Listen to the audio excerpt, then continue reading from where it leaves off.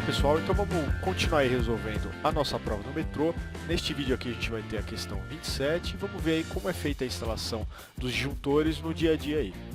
Bem, então a nossa questão 27 diz que sobre os disjuntores analise. Então o primeiro item diz que em uma instalação elétrica residencial de 127 volts, monofásica, para melhor proteger o circuito, deve-se utilizar um disjuntor termomagnético bipolar ligado aos condutores fase e neutro, tá? Bem, então a gente tem então uma instalação residencial, né, com duas fases e um neutro. A gente tem circuitos aí de iluminação e tomadas alimentando máquina de lavar e um videogame. E a circulação de corrente aí então ocorre, né, entre as fases e o neutro que retorna para a concessionária, né?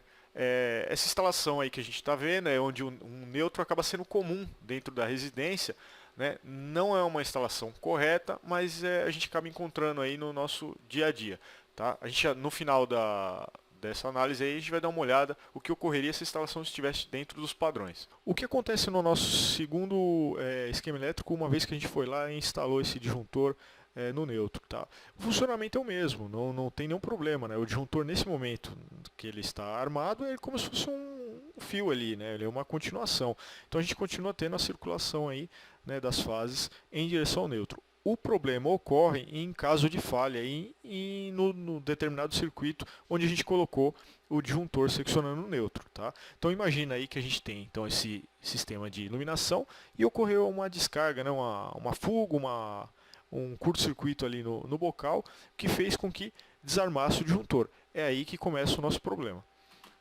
Bem, então uma vez aí que a gente teve então um curto-circuito nessa instalação aí, o disjuntor seccionou o neutro e a gente perdeu então aquele caminho que era feito, né, pelos elétrons das duas fases. O que a gente tem agora circulando então é uma corrente entre a fase vermelha e a fase preta. O que a gente está tendo aí então? A fase preta aí sendo a fase 1 e a fase vermelha sendo a fase 2, a gente construiu aí um sistema série, né? A gente então acabou, através da ligação do neutro, que seria comum nessa instalação entre o circuito do videogame e o circuito da máquina de lavar, a gente teve o quê? Teve uma ligação em série entre essas duas cargas aí. O que acontece? Cada dispositivo desse está ligado numa tomada e foi dimensionado para 127 volts, tá? Como a gente tem agora uma ligação entre duas fases, a gente vai ter 220 volts sobre esses dois equipamentos.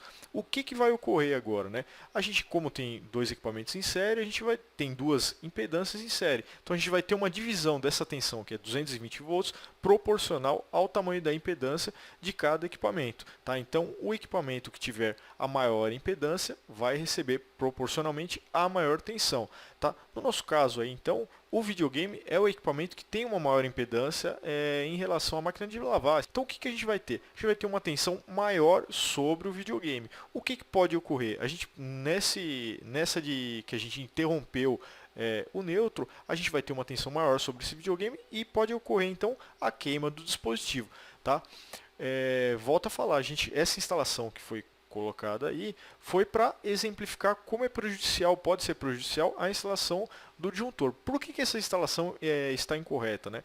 O neutro ele deve chegar num quadro de distribuição e lá ele deve seguir individualmente para cada circuito. Porém, o que acontece nas casas mais antigas é que a gente tem o neutro passando apenas pelo quadro de distribuição e segue aí pelos eletrodutos sendo distribuído aí para cada circuito, né? Então ele acaba sendo um ponto central da instalação, né? Aquele fio que passa nos eletrodutos aí, conhecido como conduítes aí da instalação, tá? Então essa é a forma incorreta. A forma correta é essa que a gente está vendo aí na tela, né?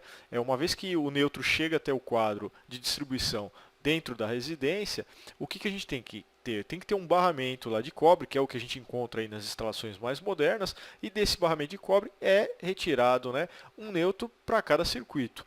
Neste caso aí, então, o que a gente, ao ter o desarme do disjuntor, a gente ia interromper apenas aquele circuito.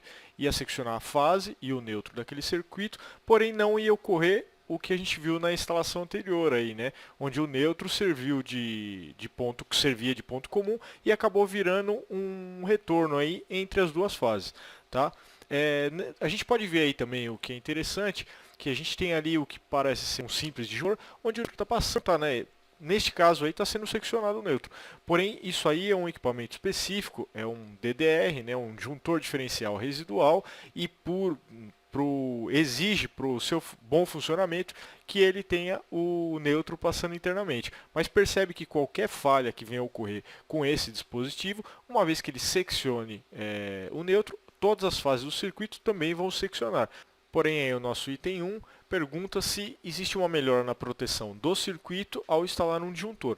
A gente percebeu que quando a instalação está feita de forma correta, não existe nenhuma vantagem, tá, de instalar o disjuntor, e muito pelo contrário, caso a nossa instalação não esteja com um padrão ideal, a gente pode inclusive ocasionar a queima de algum dispositivo dessa instalação aí.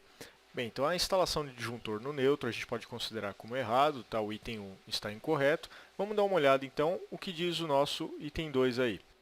Bem, então o nosso item 2 diz que para proteger as pessoas contra choques elétricos provocados por contatos diretos e indiretos, sobretudo em circuitos localizados em ambientes úmidos, banheiros, lavanderias e etc., é indicado o disjuntor diferencial residual, que é esse aí que a gente está dando uma olhada. Então, esse é um dispositivo que está preparado para identificar uma determinada fuga de corrente e desarmar para garantir a segurança, né, no caso do DDR de alta acessibilidade, garantir a segurança das pessoas que estão naquele ambiente energizado.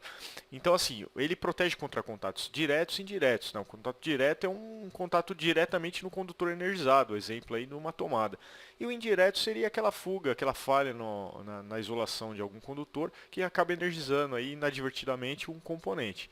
Tá? A NBR 5410 menciona que é obrigatório a gente ter, então, em circuitos de banheiro, chuveiro, né, ambientes úmidos ou que possa vir a ser molhados, aí, se a gente tiver uma tomada externa. Né? Então, nesses locais é obrigatório sim a utilização do DR. Tá? Então, este item 2 está correto. Vamos dar uma olhada aí no nosso item 3. Nosso item 3 aí, então, trata sobre fusíveis no ambiente residencial. Então, no quadro de distribuição de uma instalação elétrica residencial, o dispositivo de proteção geral mais indicado é o fusível NH. Bem, o NH a sigla NH é um nome em alemão, né, que significa baixa tensão e alta capacidade de interrupção. Esse é um tipo de fusível que exige mão de obra qualificada e equipamento específico para poder manobrar ele. Né? Isso é utilizado muito na indústria, onde o custo dele facilita, né? É mais vantajoso do que utilizar disjuntores em algumas situações. Tá? Então, e esse tipo de fusível no ambiente residencial traria sérios problemas. Né? Primeiro, precisaria de uma mão de obra qualificada. E não tendo isso aí, ia acontecer uma coisa que era muito comum na época dos fusíveis rolhas, como mostra esse vídeo da internet. Tá? Ele menciona nesse vídeo aí que ocorria do pessoal colocar até uma moeda no lugar do fusível para poder fechar. Então, seria um risco colocar isso no ambiente residencial. Então a gente tem aí então que esse também é um item incorreto. A resposta à nossa questão é o item A. Espero que eu tenha ajudado. O canal Concurso agradece. Até a próxima.